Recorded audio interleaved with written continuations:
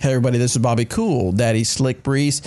During the GBO, Steve Hill from PDGA came by and he interviewed a few people that we plugged in a few player interviews during the Glassman Open live coverage. But I thought too, you guys might find it interesting. Our Disc Golf Answer Man audience might find it interesting to listen to some of these interviews. So I put together just the audio version of a few of the interviews. And this first one is from Ricky. All right, we're here with two-time world champion Ricky Wysocki. Rick, thanks for joining us here. Yeah.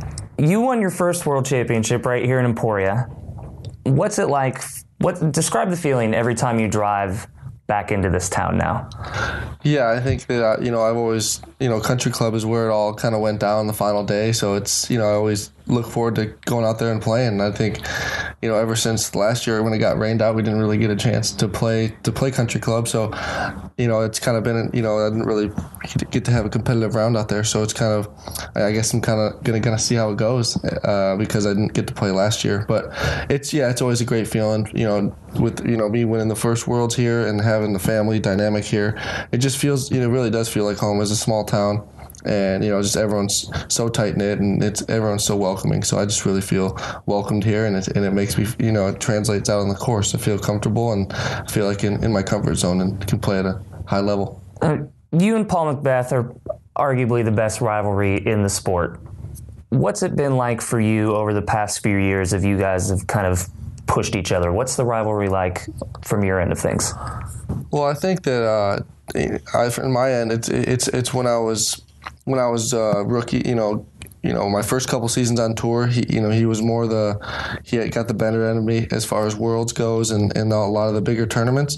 So the first couple years he was winning a lot, and so that was definitely, I was living in a shadow at that point. And then I started breaking out of that and started 2015 to right now is when I started breaking out of that and started winning myself and making my own name. So I think that in the first half of my career he's kind of got the better end, and in the second half, towards the second half of my career right now, I feel like I'm winning a lot more, and I'm getting the better end of him. So it's kind of like a back and forth battle, but I'm sure it'll continue. There's been a little more parity at the top of the men's field this season. Do you think on the whole that's good for the game, or do you think it's better if there's one or two dominant players? I think it just depends. I mean, obviously, like you said, this year it's been, sporadic. There's been, there hasn't been one set dominant player, but, I think that'll change throughout the year. But, I think one person or the other will find their stride and start winning a lot. But yeah, I think that it's good for the sport. It gives a lot of people, a lot of different people to root for instead of, just one or two or three or whatever it may be. There's 5 or 10 people that can win at any given time, really. So it's kind of exciting for the sport to see new faces up near the top and have a chance to win. You mentioned last night at the pro panel, this is something I hadn't heard before, but early on in your career, your dad wasn't really supportive of your choice in disc golf. So take me back to when you first kind of were letting your parents know what you wanted to do. How was that for you as a young kid at that point? I was really nervous. I mean, of course, you always, your dad's, you don't want the repercussions of not listening to your parents when you're, 16, 17 years old, which at the time was when I made that decision. So, he was always the typical parent wanting me to play baseball and just giving it a shot, potentially making it pro kind of thing.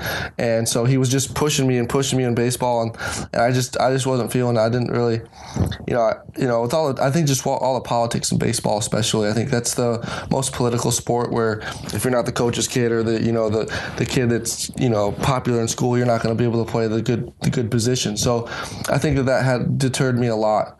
It's like if I work harder and I'm better and I perform better than this kid just because he's the coach's kid, he plays and I don't. So that kind of thing really frustrated me, and so that translated into when it came high school time and tryouts and stuff.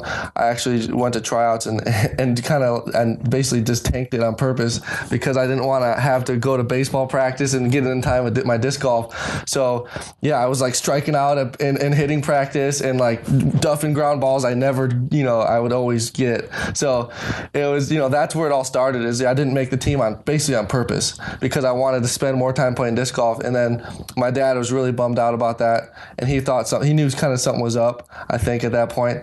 And so yeah, like the first couple of years when I started playing, he wasn't supportive because he wanted me to play baseball, and so he was, he would let me go to tournaments, but he didn't really care too much.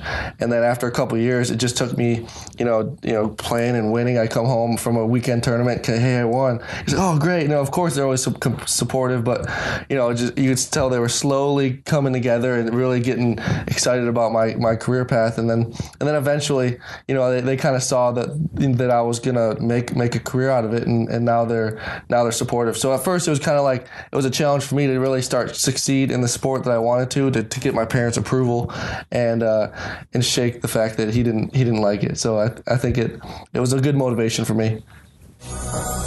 Hey guys, thank you so much for listening to this episode. If you do me a huge favor, head out to iTunes or even on Stitcher and go rate and review our show.